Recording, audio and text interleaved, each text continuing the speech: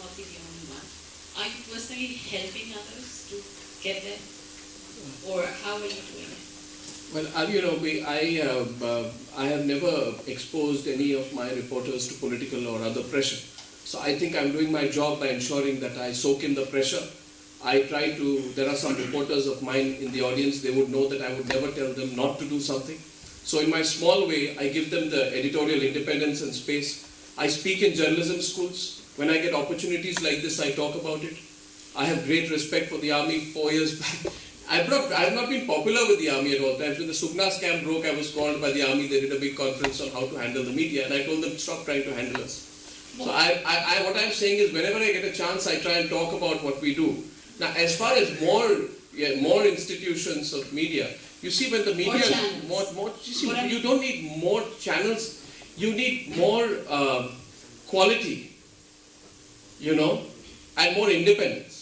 So I believe that what we do is that, okay, let me answer your question very simply.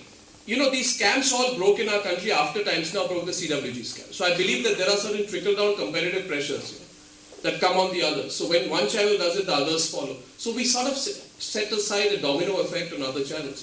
So I think we become a gold standard in terms of independent journalism without talking too much about it. Are you also helping youngsters set up new things apart from giving lectures or something? Honestly, I haven't done anything to help others do something entrepreneurial. I have some part of my professional life ahead of me. I would like to do that in the next 10 years, 5 years, yeah. It's on my mind.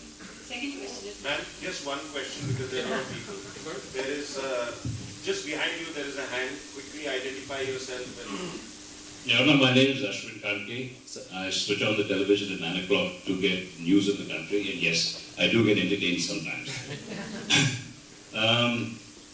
There's nothing in what you said today that any of us over here can find fault in. But my question to you is that, is this something that strikes a chord only for people like yourself, for people like us who are sitting in an audience like this? How do you see your views being absorbed by another part of the country, say the rural India, the small town India, people who may not have had access to the same sort of perspective or experience as you have? Yeah. In an English channel it is less, but it has grown from 50 million to about 250 to 300 million, which is the catchment area of Indians today in our population. There are about 300 million Indians who talk, speak, converse, and consume news in English.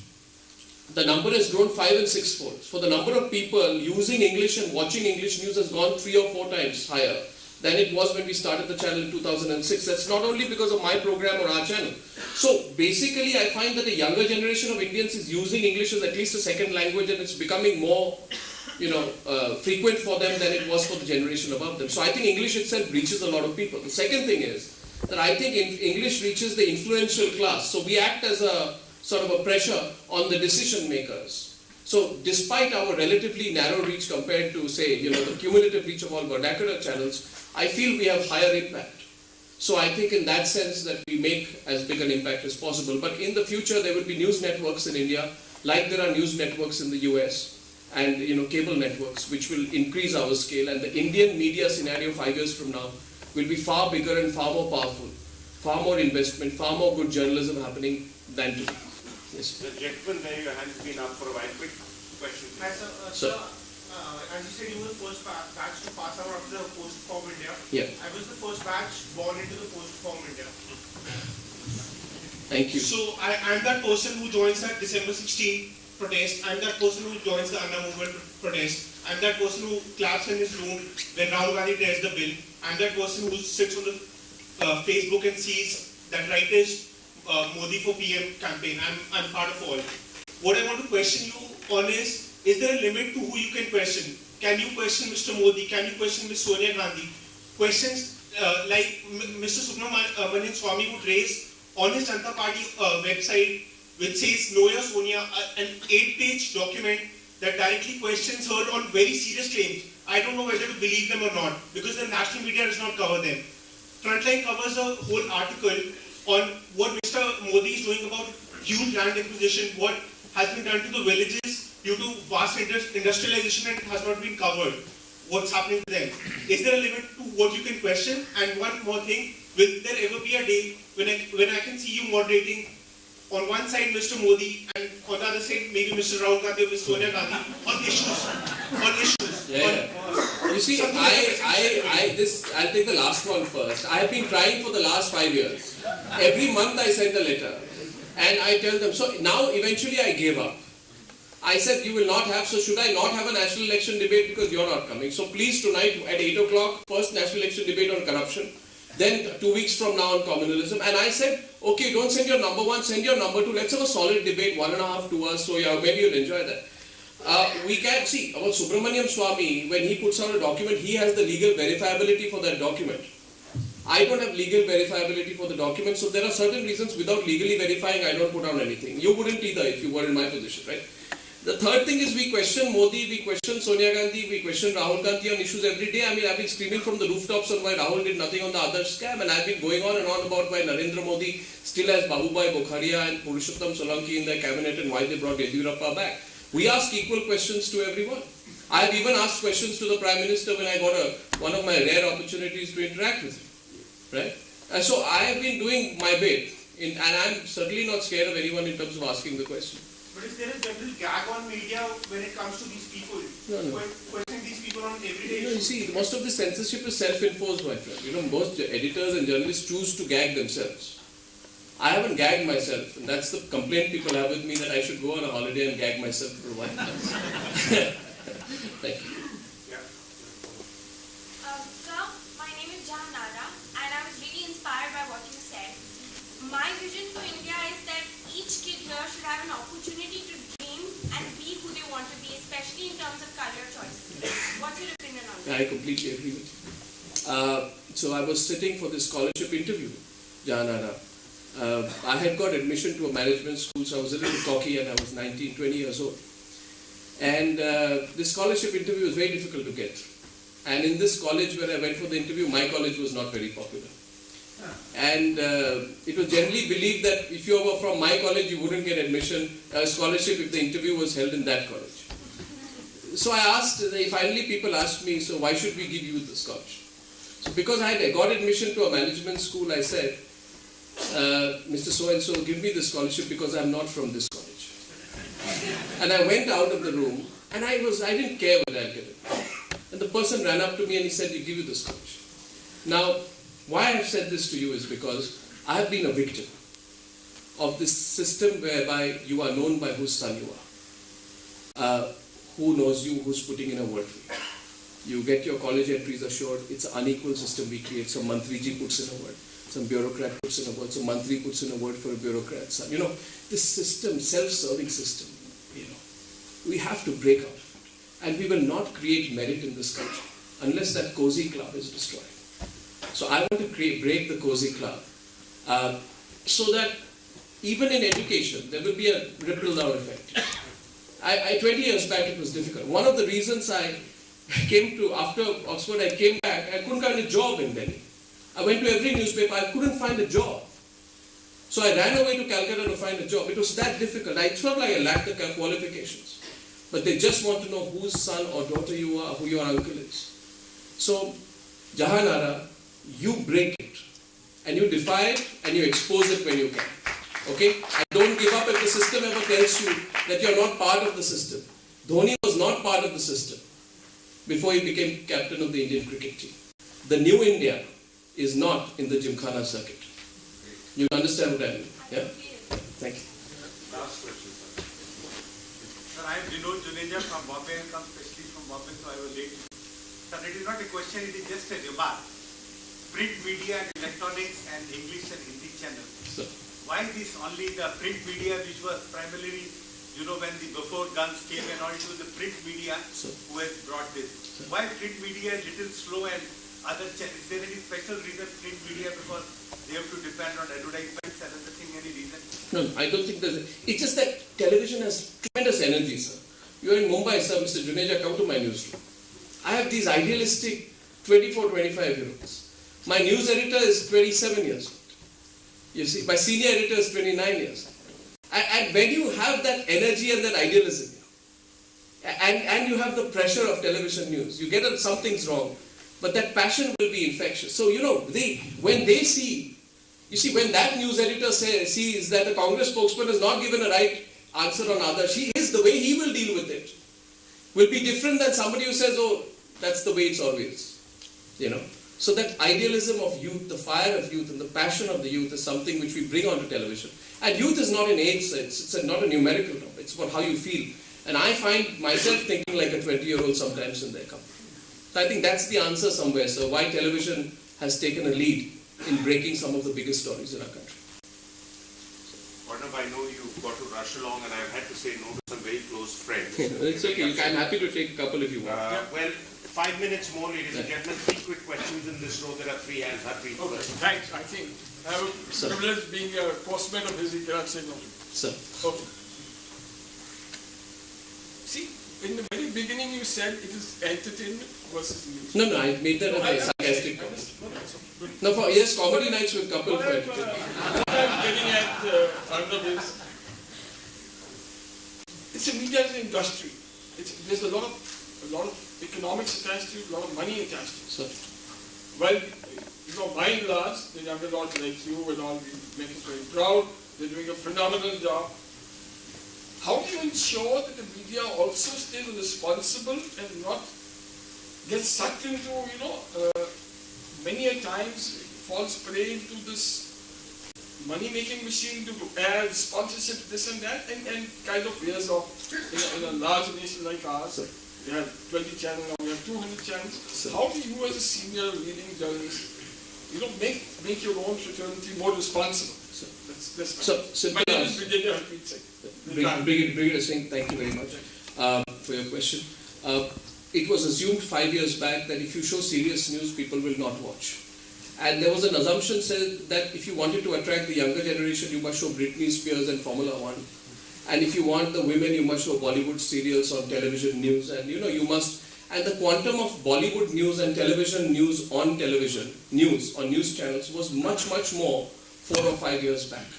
Now, what we can do is that we have ensured with the success of Times Now and the formats we do, is that serious news also has a loyal viewership. You see, when someone tells me, or when a minister tells me, leader of opposition tells me, when the army chief tells me he watches my channel, that means he, as well as a younger child, are all watching serious news. So we have started, sir, in our country, a serious news campaign, which I call, when Labour, I think it was a Labour slogan in the UK election, back to basics. I say back to news. And when I have this whole campaign of back to news, let news channels start doing news again.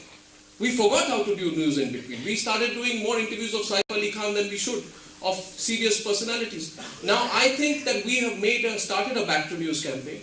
And I will hand over to the younger generation 10 years from now. And I can tell you 10 years from now when I hand it over to someone younger to me, there will be so many more serious news channels in this country. So I want to spread that back to news campaign. And I think we're doing it at Times Now, and others following us means we gain in respect and viewership. Thank you. Thank you, Brigadier. You're going first. After. Sir. Hi Arnab, my name is Anurag Arora. Hello. I'm now just relocated entirely from Bombay. I thank you for putting your words and expressing that through your limited vision what you want for this country. Maybe possibly you have covered mostly about the media, and I understand that how much it is important to have a domino effect on setting things right in this country. But maybe possibly because of the scope of the debate here, you have missed out a particular point, and I want your guide on that. You see, you have talked about the politicians, empathy, and most of us sitting out here have it in our heart what you said, and thank you for that. But what about guiding the masses? The media I have not seen talking to the masses and the people. Let's not forget, you talked about sci-fi, but we have seen in the footage the people who have actually enjoyed and been participant in this, shows of debauchery. They are the ones, many of us, many of the population I am talking about in this country have actually broken the barricades and gone to the stage and danced. Have the media been participative in guiding these youth or the public largely? Thank you. No, my only focus was Mulayam. I mean, I'm very clear about what I do, sir. I think that Mulayam did not go to Muzaffarnagar even once. So my target and focus was Mulayam, and I said it yesterday also. My focus is, you see, yesterday Akhilesh sent me a message at 9:30 in the morning. He said that I don't watch your channel. And I can understand he's not watching. So I told him that, Akhilesh, don't stop watching our channel because we criticize you. So my focus is, sir, that if the politician must only understand at a time when it is sensitive to do cypher. There's no problem with Salman dancing. It's only the timing was wrong. And I don't want to educate society. I just want to ask a question to a politician. If the question is direct enough, then they are on the back foot. That's all. I agree with you. My question was that have you, is media being guiding the public? Sir, I am a very inexperienced man with a very limited ability. But what I do is I do the news. And if I do the news in a straightforward manner, I don't need to lecture anyone. I think people got the message, of sci-fi. If I now deliberate on it or I get preachy, people won't like it. But you got the message, sir. You got the message. Thank you, sir.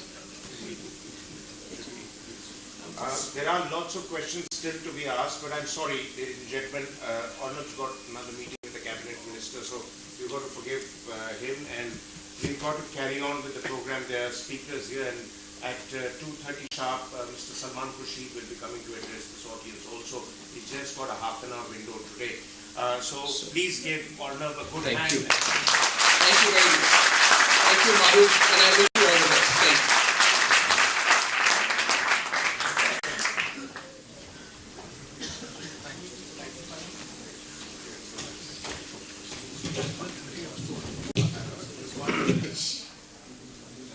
And what is not written in his CV is that he's also a very able musician.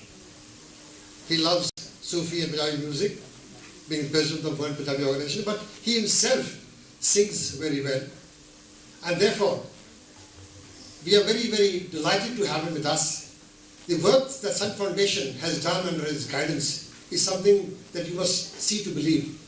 All the things that you're talking about creating India, before this Companies Act came into it, where CSR has become mandatory, people like him were showing the way well before that by doing these kind of activities voluntarily and from the heart. The desire to look after the girl child, to look after differently abled people, and the widows, etc. Initiatives done by Sun Foundation are really path-breaking. We're delighted to have him with us, and may I call on stage Mr. Ritu Sahni to say a few words.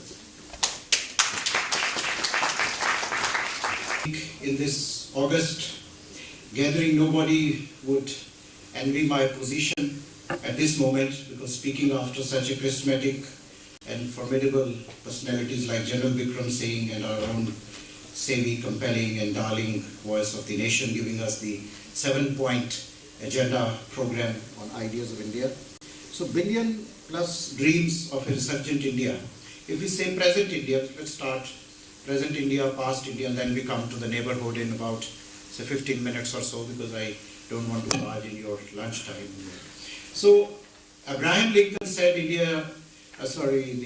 the democracy is a government of the people, by the people, and for the people. I think what Arnab was saying, and what is the sentiment of today's democracy, I think most of you will agree with me. It is OFF, of the people, FAR, for the people, and BUY, by the people. So, economy of India, as we know, this great country gave the concept of zero, without which science, my friend from par excellence, would have been at standstill. We teased with the game, with the intellect, with the game of chess. In India, of course, you know, we have unique characteristics, and we are no more land of the snake charmers, and it is a force to reckon with. It carries in its fold the Indus civilization, one of the oldest in the known world history. And of course, when we see so many religions, so many cultures, so many dialects, I think India is an embodiment of peaceful coexistence and unity in diversity. I think this is how we can sum up the values. And now coming directly to the South Asia and the topic the General has given me, India and its neighborhood. Our Prime Minister had very rightly said that India's growth story cannot be complete unless it takes its neighbors along with us. But if you see the map of India and the region, which I happen to be the current chair of SAARC CCI, and I travel, in fact, I must say, like most of you, we are traveling to US, to Antarctica and farthest, Australia, but most of us, we don't go to Bhutan, we don't go to Kandy, Norelia, up in Sri Lanka and the Maldives, Lagos. So this position, also I had never traveled in last 45 years or 46 years of my age, but this, and then I found that there's so much to be seen in our neighborhood, because the Prime Minister of Bhutan told me, we don't measure our GDP, we measure our gross happiness index, and our USP is silence. Because there we have also hill stations, but in Paro and Thimphu, we never hear even a small horn. It is so tranquility and peace. So